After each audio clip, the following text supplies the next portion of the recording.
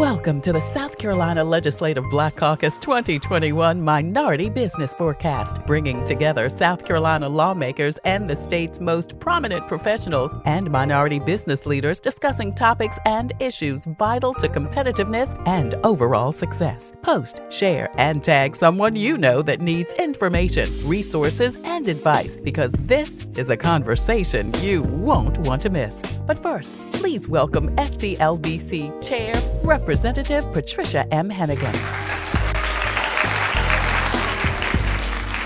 Good morning and welcome to the 2021 South Carolina Legislative Black Caucus Minority Business Forecast. This is a new effort by the caucus, but one that we hope will become an annual event. The state of minority small business is very important to members of the caucus and me. This event is designed to bring together South Carolina lawmakers with the state's most prominent minority business leaders for a frank discussion of issues vital to South Carolina minority business competitiveness and overall production. This event will also link DBEs and minority businesses with state agencies and departments with independent contractual opportunities. We have assembled a knowledgeable and exciting group of panel and panelists, all given the charge by me to help South Carolina minority businesses start, expand, and achieve success. I hope you enjoy the forecast. And please remember, you can always call on me and the South Carolina Legislative Black Caucus to be on the front lines fighting for you. I welcome you to the 2021 Minority Business Forecast. Thank you for joining us for the 2021 South Carolina Legislative Black Caucus Minority Business Forecast, bringing together South Carolina lawmakers and the state's most prominent professionals and minority business leaders covering topics and issues vital to competitiveness and overall success. Please tag, post, and share this informative conversation filled with important information, valuable advice, and key resources. Please welcome the panelists for the HBCU Roundtable discussion. Representative Annie McDaniel, the former Fairfield County School Board Chair, was elected to the South Carolina House of Representatives in 2028, representing District 41. It covers Chesterfield, Fairfield, and Richland counties. Representative McDaniel currently serves on the Education and Public Works Committee and the Operations and Management Committee in the House of Representatives. Allen University President Dr. Ernest McNealey. Prior to becoming the 30th president of Allen University, Dr. McNealey was the principal officer in the McNealey Group, an Atlanta-based consulting firm specializing in accreditation, planning, financial modeling, and NCAA compliance. Claflin University President Dr. Dwaun Warmack. He is the 9th president of Claflin University. Prior to his appointment, he served as president of Harris Stowe State University for 5 years and has more than 20 years of progressive administrative experience in higher education at 5 distinct institutions. Denmark Technical College President Dr. Willie Todd Jr. He currently serves as the 9th president at Denmark Tech. With an extensive record in higher education, Dr. Todd previously served as Executive Director for Student Affairs at Clark Atlanta University, VP for Academic Affairs at Wiley College, Vice Provost at Norfolk State University, and Adjunct Instructor at Georgia State University, and South Carolina State President James Clark. Prior to his tenure as the 12th president at State, Mr. Clark was the vice president of a division at AT&T. He also worked with General Electric, Gillette, and Exxon International, and served 18 years as a trustee at Benedict College.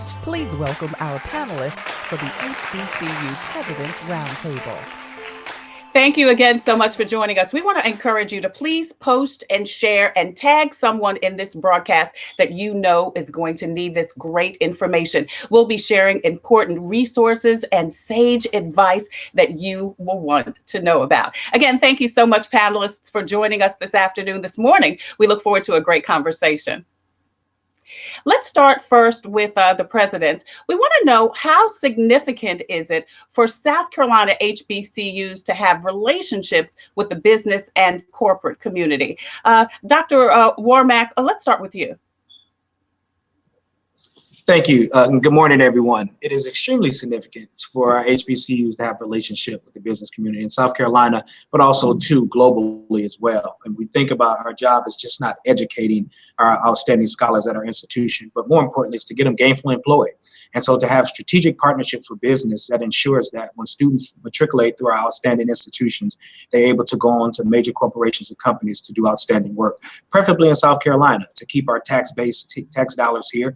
And students I'll use Claflin University, the critical mass of our students, over 70% are from the state of South Carolina. So if we want to continue to attract and retain talent, the working relationship with business is essential. And so we've been very intentional about creating a relationship, cultivating partnerships that are mutually beneficial to ensure that we are preparing a diverse workforce for the state of South Carolina, but also to a talented workforce for the state of South Carolina. Thank you. Mr. Clark, I want to go to you over at South Carolina State University. And you have an extensive background in the business community already. Were you able to pull from those relationships to be able to introduce your students and the campus to those important business relationships? Thank you very much again. I'm coming from the corporate world. I do have the opportunity to bring yet another perspective, but equally important. On the corporate side, when we looked at places where we'd be investing, one of the things that we looked at was the human capital. And so having a relationship with the universities there significantly enhanced an area. And because of my background, one of the things that we focused on initially, right from the very beginning, is we use the phrase transformation through collaboration and ABC, academic institutions, businesses, and the community of which we are part. And that business part, so we have to have partnerships and collaborations with those businesses because the product that we produce is for a particular customer set. The customer set for our product, those educated, significantly educated youth from our state, primarily, are products that are taken up by corporations or other graduate schools. So they are, in one sense, our stakeholders, our customers of the products that we are producing.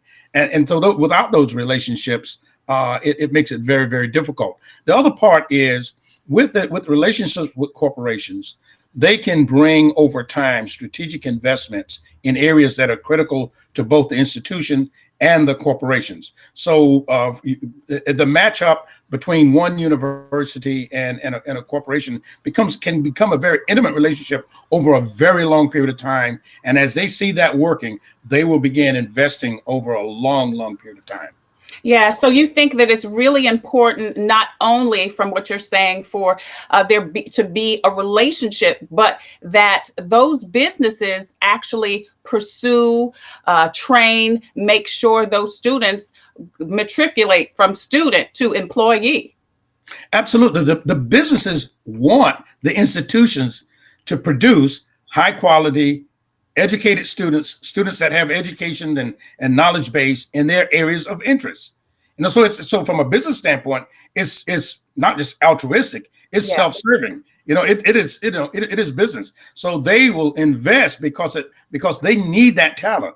Each year they need more talent, and they want talent that is directed to their particular areas. And we are the engines that can produce that talent.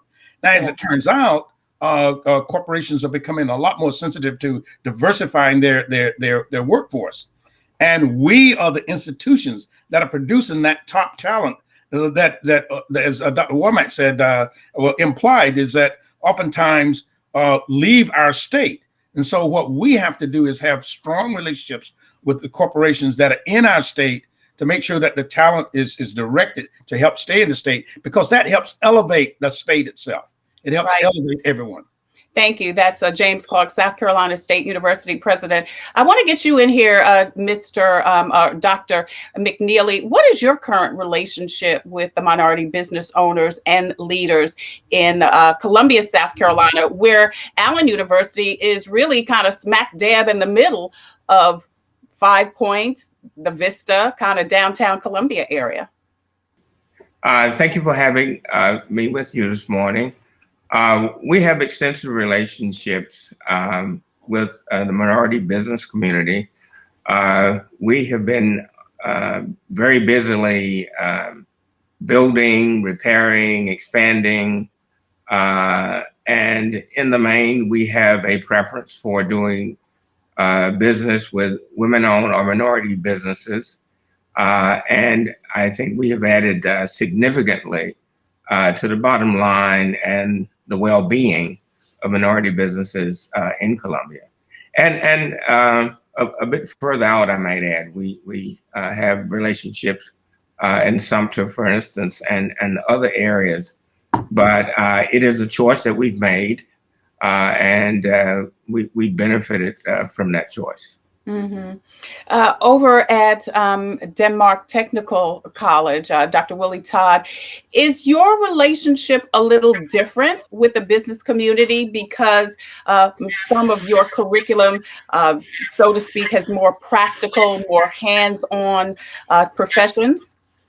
So I wouldn't necessarily be able to say it's different because I would have to know all of theirs, but I would definitely say it's vitally important. Mm-hmm. For us, as you said, first of all, for us, many of our programs, we directly align our curriculum to industry standards. So because, as you know, as a two-year college, we're the only technical college, HBCU, in the state. So for us, it's vitally important that we're preparing our students to go, as everybody else, directly into the workforce. So we have a very close relationship with industry, especially minority industry in our community, but all industry, because we want to make sure that when they leave Denmark Technical College, they're not having to go and be retrained.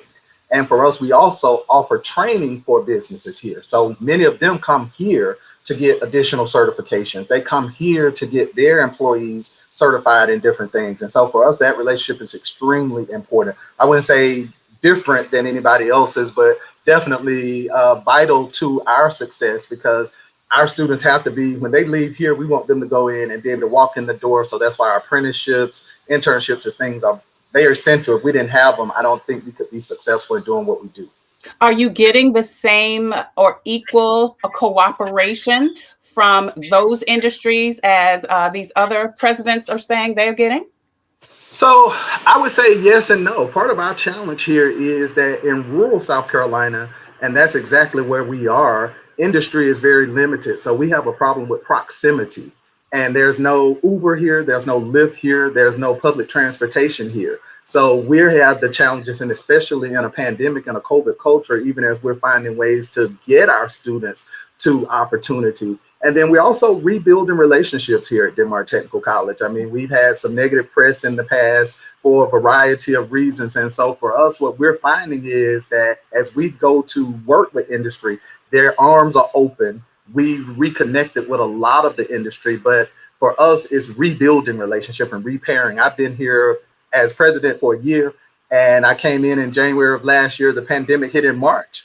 And at that point, the world changed for everybody. Yeah. So for us, we're finding that they're reaching out, but it's the lack of industry in our community. So we really need more industry brought to rural South Carolina. Yeah, we are going to talk a little bit more about the pandemic in just a minute, but I want to get you in here, Representative McDaniel. What can legislators do? What can you guys do up at the State House to help these colleges and universities? Dr. Todd said he needs some industry in his rural community so that the students can be trained to go out in the world. What can you do from a legislative standpoint to help these guys and their schools? First of all, thank you, Trey, for having me here today. And I just want to say congratulations to all these fine African-American gentlemen who are leading our historically Black colleges and universities. And ask that you guys keep up the great work. I think what we can do legislatively is first have a conversation with you guys and give us more specifics about what you need.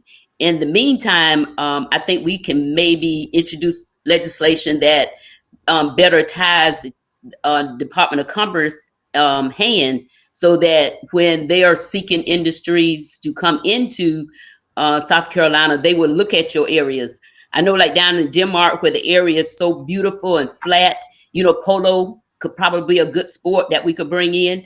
So I think it's just a matter of us working with the Department of Commerce and letting them know how serious we are about making sure that our institutions receive what they need. And I think it's also important that as industries come in, they let you all know what skills they're looking for in our students so that you can prepare them from freshman on. So when they graduate, they will be ready to go into the workforce for the businesses that come in. We are, okay, I'm going to come to you in just a minute, Mr. Clark. You're watching the 2021 Minority Business Forecast from the South Carolina Legislative Black Caucus. My name is Trey Taylor. We're here with the HBCU Roundtable, Representative Annie McDaniel, District 41, Allen University President Dr. Ernest McNealey, Claflin University President Dwaun Warmack, and Denmark Technical College President Dr. Willie Todd. South Carolina State President James Clark is also with us. You had a question, Mr. Clark? To add something that was complementary to what the representative was just saying. I was having a conversation just the other day with someone, and one of the points that I made was about industry, and it was about the Orangeburg area, quite frankly. And I said, one of the things that, as a corporate person, one of the things that we have an opportunity to do is realize that Claflin and SC State form what I call, or within what I call the academic triangle. It's bounded by 3 streets. That powerhouse of those 2 universities represent an intellectual capacity that we need to tap into. So when corporations are being sought, you really need to have a deep engagement with the universities, because that's where the talent pool resides. And we can bring a notion of not only what we are doing not right now, but what we can do in the future. And if you just reach out a little further down the road there, my good friend, Dr. Todd, we can wrap them in. So in an area, so when the legislators are looking at a region, and I call it like the greater Orangeburg region, if you start the discussion with the academic institutions before you get into negotiations, I think you can have a much more powerful offering that we can help you bring to the table. Yeah, that's James Clark, president of South Carolina State University. Dr. McNealey, I see that you put in the private chat that you feel like there's an obligation for businesses to seek relationships with and support HBCUs. Do you want to expound on that? Well, indeed. All of our human endeavors occur within a context. And to the extent that one builds and strengthens a community, then their own interests are served. If one were to venture back into the early days of capitalism, there was a clear understanding that capitalists had an obligation to make it possible for even more people to participate. So the Hershey's, and no matter what one might think of Henry Ford, he had the right idea in terms of pricing his products so that people who worked for him could buy them. Mm-hmm. And that this notion that for capitalism to be perpetually successful, to grow, to expand, it has an obligation to create the customers. And certainly our institutions are first and foremost expanders of the American economy and the American democracy. And to the extent that businesses have the capacity to help shape that output, then there is an affirmative obligation on their part. That's Dr. Ernest McNealey, president of Allen University. Representative McDaniel, I wanted to ask, are there current efforts to tie our major industries with our HBCUs? Not that I'm currently aware of, but that's a good point. So I will make sure that that's something I look into, and possibly, guys, if we get together, maybe we can introduce some legislation that could put that in place. I would definitely welcome that. And I think that's something that we as the Legislative Black Caucus could champion for you all. But I also want to be reminded, Dr. McNealey, when you talked about the relationship with the businesses and them coming and approaching maybe the HBCUs, but let us be reminded, if you look at the legislation that we've been passing this year, it has nothing to do with the quality of life and economics of the state of South Carolina. And I won't go through what they all are, but you guys know what they are. So I think sometimes when things are not working the way they should, in order for us to reach the goals that we want to reach, as I think it was my sister Shirley Chisholm stated, if you don't have a seat at the table, then you bring your folding chair and you sit there. So if they're not doing what we think they ought to be doing, then we have to figure out how to maneuver our way in there to make it happen. Right. Well, it definitely sounds like there needs to be a meeting after everybody gets their vaccine, or at least a Zoom call until that all happens, because it is so important for our HBCUs to have a relationship with your representative, with your state representative, so that you can get what you need for the students. Sometimes they don't know what you need until there is communication. Do you feel, Representative McDaniel, and you can only speak for yourself, that there is adequate communication? Do you know what the HBCUs need in South Carolina?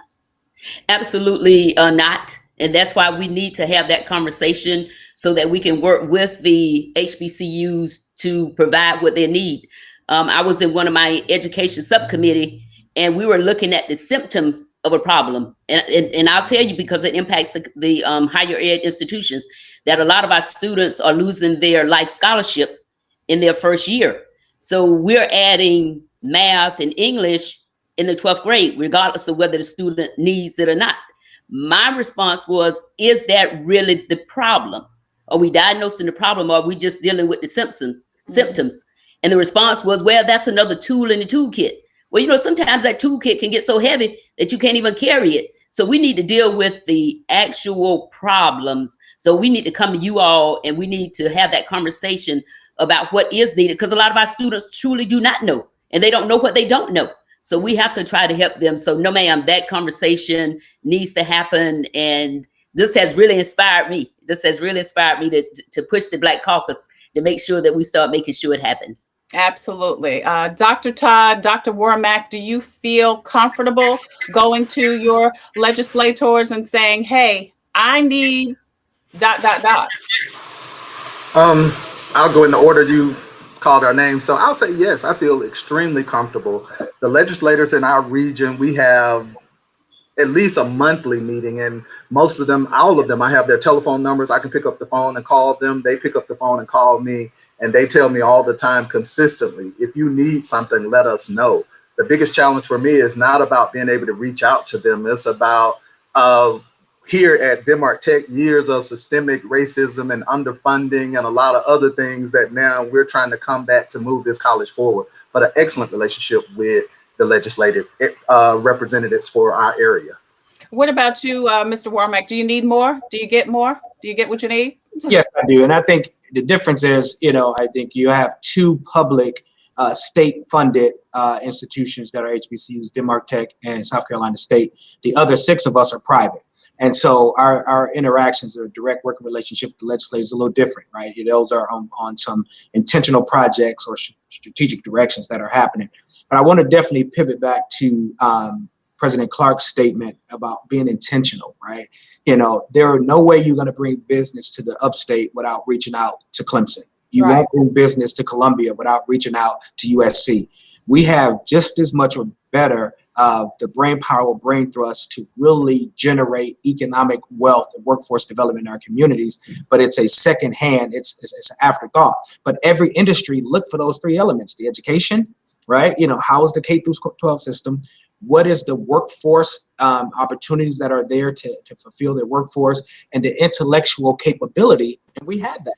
But as President Clark said, sometimes we miss it. And so I just think about being intentional on the front end and including these outstanding institutions that's been around for a very long time. Claflin University, 151 years in this community. It's not happenstance, right? And top in the country, but it has to be embraced and celebrated as well. Well, Dwaun Warmack, you just opened up a big old can of Black Students Matter worms there. So are you saying that you all are being looked over because of the melanin in the students' skin? Black melanin matters. Black students matter, Mr. Clark. I think let me make my first comment, and then I come to your question. You hear the phrase all the time, workforce development. No matter what corporation is being talked to, no matter what corporation we're considering, you talk about workforce development. Now, one of the things that we speak a little bit more about that with our technical college system in the state of South Carolina, the overall technical college systems, you hear that tied in. But from a corporation's standpoint, workforce development, just those 2 words, are critically important. So as Dr. Warmack was saying, no matter where you go, if you're in that region, if you need to say workforce development, and you'll draw a circle around the region and say, what are my assets in this area that I can apply to workforce development? Now, I think that part of the problem is historically, the state has focused its so much of its energy on the three major institutions, the three research institutions, MUSC, USC, and Clemson. Yeah. And to that extent, the comprehensives, as we refer to, or in a public school context, are not considered in the same way. And then if you're not considering the comprehensives in the same way, the HBCUs are going to get even less, consideration in the thought process. And so the thought process of those that are working on development has to just stop and say, draw the circle. What are the assets in this region to help me with workforce development? And if you have any kind of college, technical college, university there, if they're not at the table, then you're missing the boat. Yeah. Absolutely. That is James Clark. He's the president of South Carolina State University. Representative McDaniel, you had your hand up. Did you have something that you wanted to add? Oh, you were just saying hallelujah. My hair out the way. Okay. All right. Dr. Todd, I wanted to piggyback on something you said. You mentioned that your delegation's leadership, but what about the Speaker of the House, Lucas, Senate President Peel, or Senator Hugh Leatherman? How are those relationships? So those relationships for me don't exist at the highest level, but I can't place that on them totally. I think it's important that we also reach out. I mean, I think many of us fall into a habit of reaching out to those who oftentimes assist us. So the Congressional Black Caucus is always a friend of Denmark Technical College, but also there are other representatives in our area. So for me, as part of a technical college system, there are certain things that we're one of 16 schools. So there are certain things that our system works through, and the presidents all work collectively together, the 16 of us, and then our leadership will go at. But of course, there are certain things distinctly unique for Denmark Technical College. We're the only HBCU of the 16, and we're the only one that we own residential housing. So that means that a lot of our students, even though the overwhelming majority are from South Carolina, a lot of them are not from South Carolina as well. And so we have unique things. So I would say that those relationships could be strengthened, but I would say it's on both sides. Them reaching out, but also us reaching out more as well. I want to thank everyone for joining us for the South Carolina Legislative Black Caucus 2021 Minority Business Forecast. We are in the HBCU Roundtable. Representative Annie McDaniel, District 41, Chesterfield, Fairfield, and Richland counties joins us. Allen University President Dr. Ernest McNealey is next to her. And then South Carolina State President James Clark is next to him. Going up, we've got Dwaun Warmack, Claflin University President. We just heard from Dr. Willie Todd, Denmark Technical College President. Want to continue to ask you to post and share this information out. This is great information, and we hope that you are getting what you need. We really want to talk a little bit, gentlemen and ladies, about your relationships with minority contractors working with your schools. Are there opportunities also for small businesses? You talked a little bit about some of the major corporations. Dr. McNealey, if you can unmute your mic, please. Well, certainly, as I suggested earlier, we have been doing a great deal of renovation, refurbishing, generally sprucing up, if you will, the physical plant. And we have decided to deal almost solely with women and minority businesses, and large firms only when they have a minority partner. It has served us well. We've not had to make any concessions. And we believe that, as I suggested earlier, as the larger environment improves, then we're all better for it.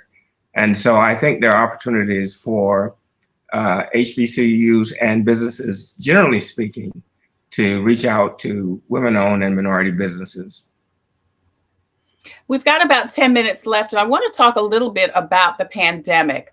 How has the pandemic impacted your institutions and your relationships with the business and corporate community, and what can be done to improve that? Mr. Clark, would you like to chime in? Sure. It has been the pandemic has been disruptive.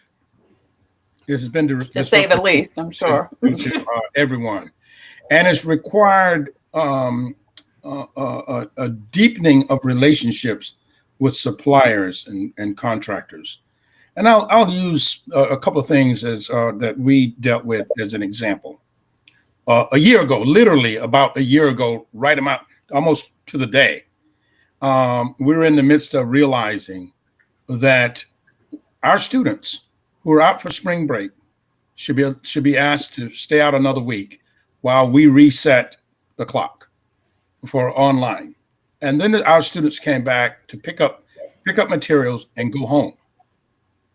Now, when you have a lot of contracts and commitments in place with corporations, all of that falls apart. So it required you working with your partners, and then you found out who really was a partner. And in our case, we sent everyone home, and we had about 20 students on the campus that could not go home, or either didn't have a home to go to, they couldn't go home because international, they couldn't leave the United States. But we had shut down food service. But we had to depend upon our partner, though, even though it was not in the contract terms, and we were not living up to our side of the contract, having all these students here, right, to feed those students. And so I think it yielded a closer relationship and level of interaction with those partners. They were taking a loss, just like we were, but right. they stayed with us. The other thing that it showed us is that we had a contractual obligation for some build out and refurbishing and enhancing of our facilities, our dining facilities and our grill and cafe and all of that stuff. And we sat down with the partners with a common understanding. And they continued with that investment, even though they knew not only did we not have students in the summer, that we were not bringing students back for the most part in the fall. And we didn't know that we wouldn't have many students because of the rise in December, that we wouldn't have as many coming back as we wanted in the spring. And so that's when you find out when you have a true partner under these times of duress. And that's one thing that I noticed. It wasn't just transactional. It was we are in this with you.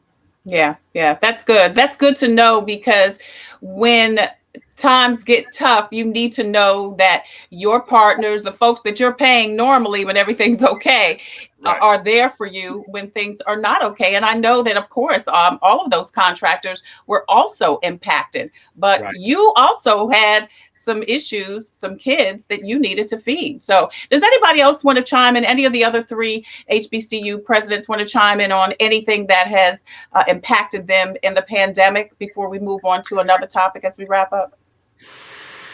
Well, go ahead. I'll grab you, Brother Todd. Go ahead. So I'll add really briefly. For us, the pandemic was mixed. And actually, as an underfunded school and as the only HBCU in South Carolina that we're not a part of UNCF, North Thurgood Marshall, so we don't get any of those funds like All-Star. Everybody was excited. Our student was there too, but we're not included because they won't allow a two-year college to join. So the pandemic, through some of the CARES Act funding, through some of the HERF funding, we were able to bring our campus up to a level technologically that it would not have happened had that not occurred. So we were able to outfit all of our classrooms with new technology, and this was because we had to. We were able to support students in a different way financially than we had previously been able to. Of course, it impacted enrollment, but what it did is it made us create wraparound services at a level that we should have had, because the state just said all state schools come back to normalcy, or all state entities. We came back in July of last year, and we've been back every day fully on campus since last year. We had students on campus in the fall. We had students on campus this spring. So, for us, it showed us what we were made of and made us think differently. And so I'll yield to Dr. Dwaun Warmack. No problem, brother. Thank you, brother. Thank you. Dr. Warmack, before you chime in, I want to ask Dr. Todd. So, since you guys were all in full force, were your vendors there for you also? Were your contractors there for you also? Because again, they were impacted too. Our contractors were there, and in fact, I think they appreciated us working with them. Because of the nature of a technical school, many of our alums have gone out and created businesses, and so we were able to utilize some of our businesses. I know, especially with President Clark, and probably with Dr. Warmack, they're entities that we sometimes use the same people, minority people especially, where they're saying, well, they're working on Claflin's campus right now, they're working on South Carolina State's campus right now, but they were here, they were helpful, they wanted to do whatever they could, because let's be clear, that's what HBCUs are built on. That's what the African American community is built on. When times are tough, we come in together and support each other. So yes, our vendors have been here. We got so much accomplished during the pandemic that we would have never been able to do without those funds and without that time to retool. Yeah, thank you. Dr. Dwaun Warmack. Thank you so much again. And I'll make it very brief. I think it was like all of us, not just HBCUs, but institutions across the country were challenged with the pandemic. And I've said before, when the world catch a cold, HBCUs catch COVID-19 because of the historic underfunding, under resources that has happened to our institutions forever. But our focus has been always strategic to say we weren't just going to survive this pandemic, we were going to thrive through it. And so through that, we've had record fundraising. And so and during this year of a pandemic, we've raised over $30 million to come into this institution. And so we thank folks like Mackenzie Scott, who invested into HBCUs, who was not an HBCU person, but invested into a variety of other institutions. They'll be able to do that, and just even for us about being intentional. We became the first Zoom campus when this pandemic hit. We reached out to Zoom and said, there's this technology, the shift is happening. So how do you invest back into, and going back to Congressman Clyburn for opening that door and Chesterfield to bring corporations to the state of South Carolina. And so now we have students interning there. So we've maximized the challenge and turned it to opportunity. And so again, I think we have to do a better job, and I'll say this here, of telling our own story. No one's going to tell our story for us. Often mainstream media project all of the negative images about our institutions. But once again, it's very clear. We've been punching above our weight for a very long time. HBCUs represent less than 3% of colleges and universities in the United States. We enroll 12% of African-American students, but nevertheless, we produce 23% of the African-American graduates. 40% of the STEM graduates in the United States of America come from HBCUs. 60% of engineers come from HBCUs. If I'm a business, 50% of teachers, 40% of health professionals, 70% of doctors and physicians. If I'm a business, that's why I would invest my dollar, right? You won't get a better ROI than that type of production. But too often, we're not telling that story. We are the ones that's producing that workforce. We are the ones that have a successful model that's doing it. And so represent only 3% of the college and university in this country, but are producing that type of fruit from our labor. Interesting enough, we have to sell that story. So for me, this pandemic has allowed me to tell that story and be able to maximize and leverage it to say, if you want your company to be successful, invest in these type of scholars that I'm going to send to you, and you will be successful. So. Thank you, Dr. Dwaun Warmack. Dr. McNealey, you again posted in the private chat a couple of things that you want to share. Well, many of the students that all of our institutions serve will arrive with any number of uncertainties and concerns, food concerns, mental health concerns, the physical well-being of their families. And one of the things that our campuses have always been is a kind of oasis, if you will, from the storms that are commonplace in society writ large, but particularly in some of our communities. And so some of the loss of the things that make our campuses unique were things that we had to try and compensate for, and are still doing so. Certainly, we benefited from the largesse of certain of our partners, but I am concerned about the long-term sense of well-being of not just our kids, but our communities writ large. And I think we have an important role to play, not only for the people that we serve, but for the larger community. And certainly coming to us last is a loss for those who would do business, and especially to hope to do business better. And I would just say, last and foremost, diversity is not just about race and gender. It is about life experiences. Yes. It is about having different approaches to solve problems.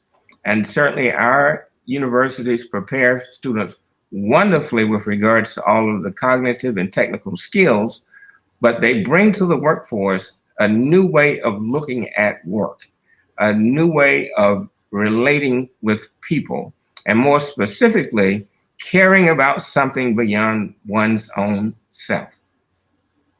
All right. As we wrap up, I want to ask one more question to each of you.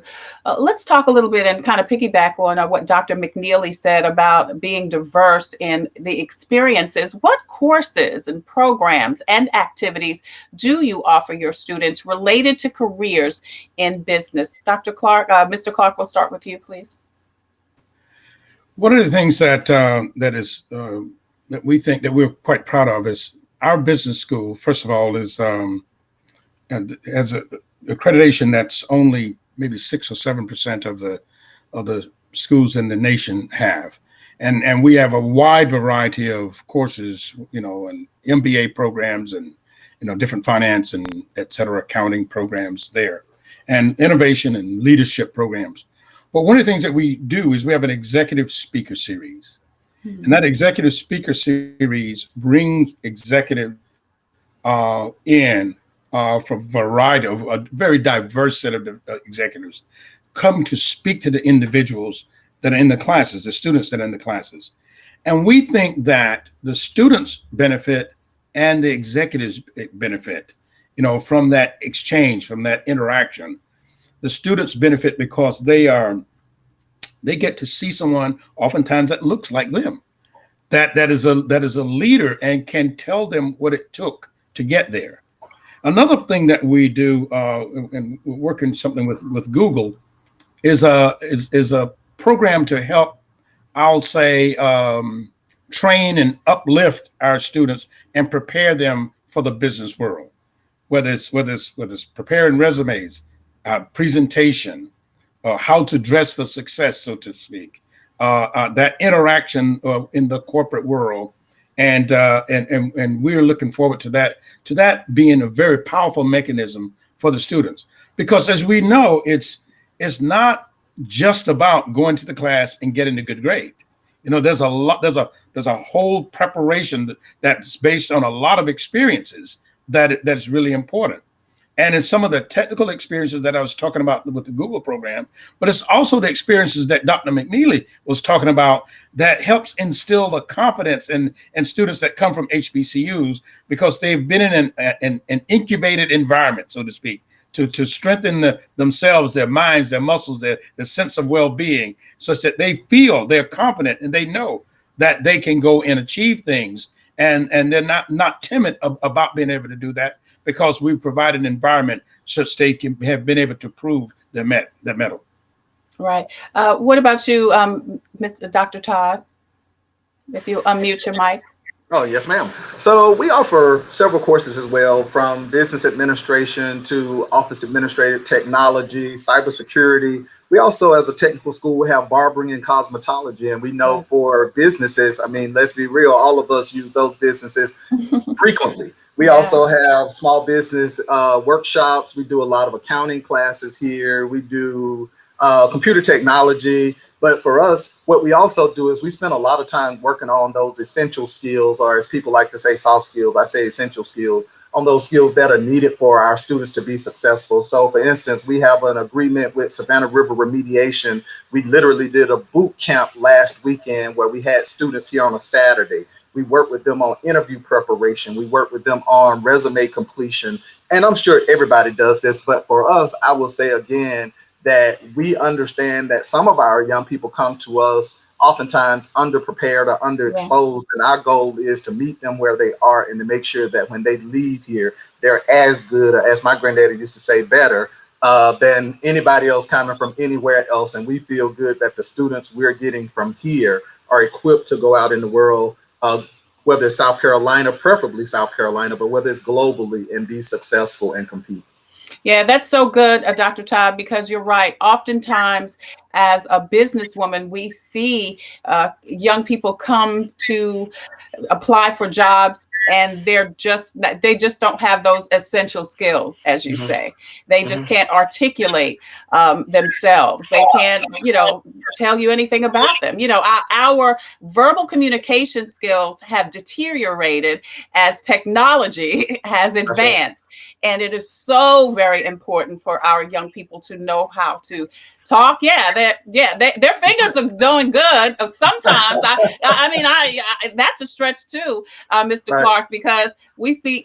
I tell you, I believe that the onset of social media has truly uncovered people's lack of grammatical and spelling skills. So don't get me started on that one. But it is so important for our young people to be able to know how to speak correctly, to write correctly, to look at people in the eye when they're talking to them, but know how to shake their hand. Those are some of those things that I think are missing so often. So I appreciate the fact that you said that. Representative McDaniel, I want to close out the conversation today and the HBCU panel with you, asking again, what in the words of Janet Jackson, what have you done for them lately, and what can you do?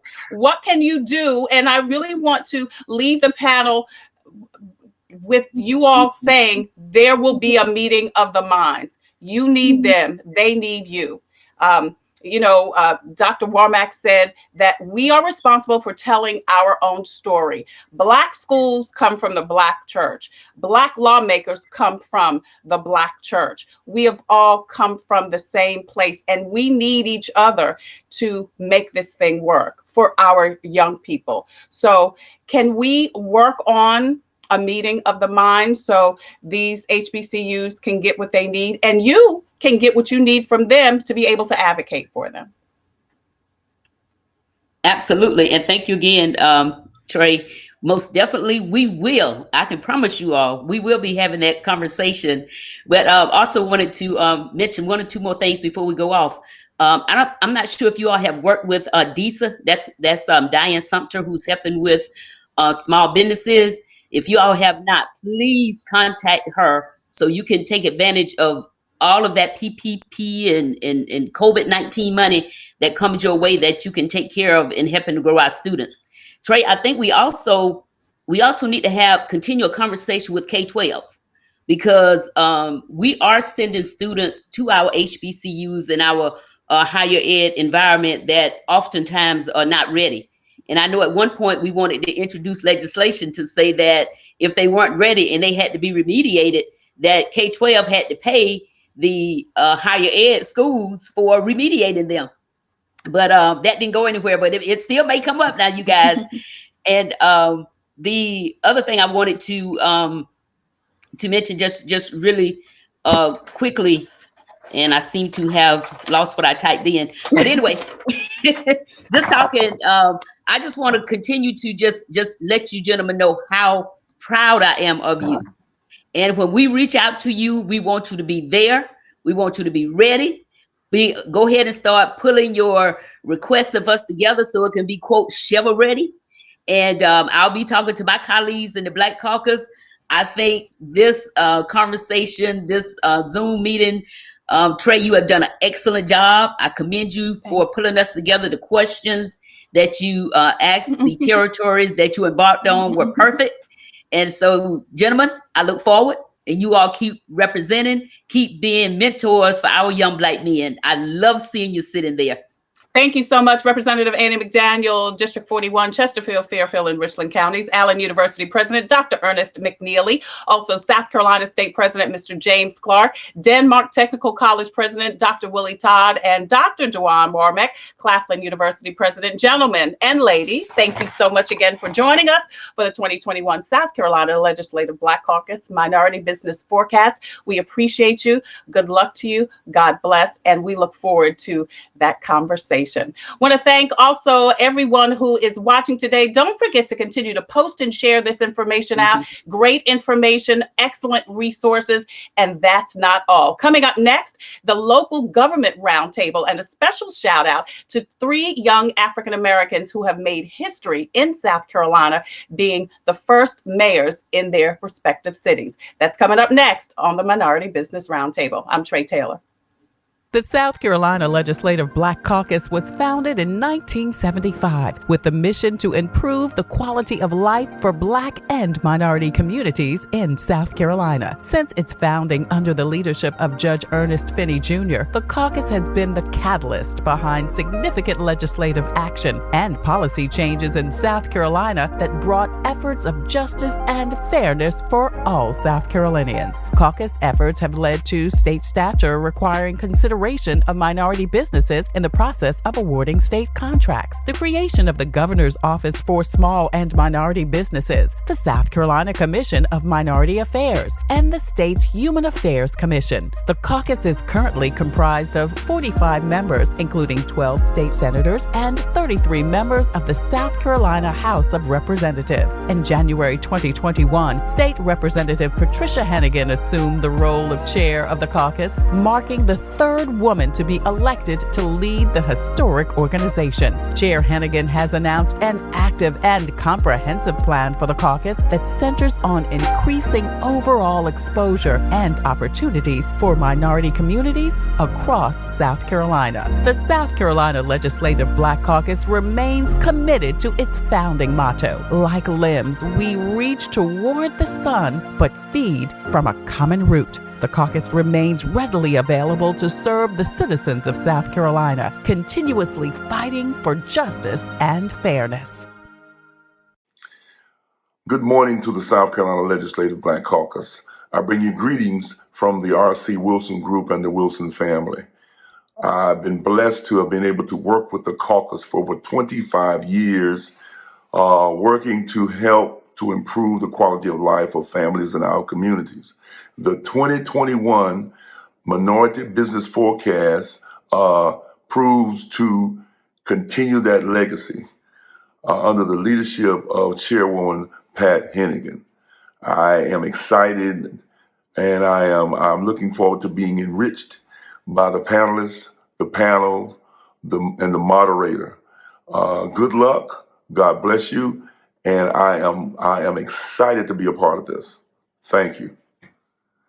The Carolina Panorama has been the news and information source for the African American community in South Carolina since 1986. Founded by Nathaniel Abraham Sr., the publication is now in its second generation and being managed by Nathaniel Abraham Jr. Like and follow the Panorama on Facebook, Instagram, and Twitter, and pick up your copy of the Carolina Panorama every Thursday. Positive news for a positive community. The Carolina Panorama. Our story is we were live streaming way before it was popular. We're trying to get event planners to live stream their events, but they were like, nah, people won't show up. Well, quick thing for us, COVID happened, and these same people came showing up with masks saying, hey, what was that you said about live streaming? God's blessed us to be able to help the government and political campaigns and shows and many other organizations get their messages out. Very important information, especially in this pandemic. We'd love to help your business out also at www.freethinkersradio.com. Hello again, 2021 Minority Business Forecast participants.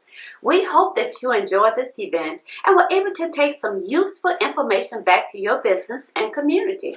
Remember that the members of the South Carolina Legislative Black Caucus are always here to assist you, and you can contact us anytime. I suggest the caucus host this event because I believe we must do more to help our Black and minority communities, and you can set the date that the Minority Business Forecast will be back next year. I thank you again for participating. God bless you, your business, your families, our great state, and our great country. Until the next time, goodbye. Goodbye. Thank you for joining us for the 2021 South Carolina Legislative Black Caucus Minority Business Forecast. Continue to tag, post, and share this informative session. And please continue to comment. Your questions will be reviewed and addressed at a later date. For more information on today's Minority Business Forecast or the South Carolina Legislative Black Caucus, contact Devin Owens at dowens.sclbc@gmail.com. Please like and follow the caucus on Facebook, Instagram, Twitter, and subscribe to the YouTube channel. On behalf of Madam Chair Representative Patricia Hennigan and the entire SCLBC, thank you again. God bless. And remember, Black business, women business, minority business, your business matters to the South Carolina Legislative Black Caucus.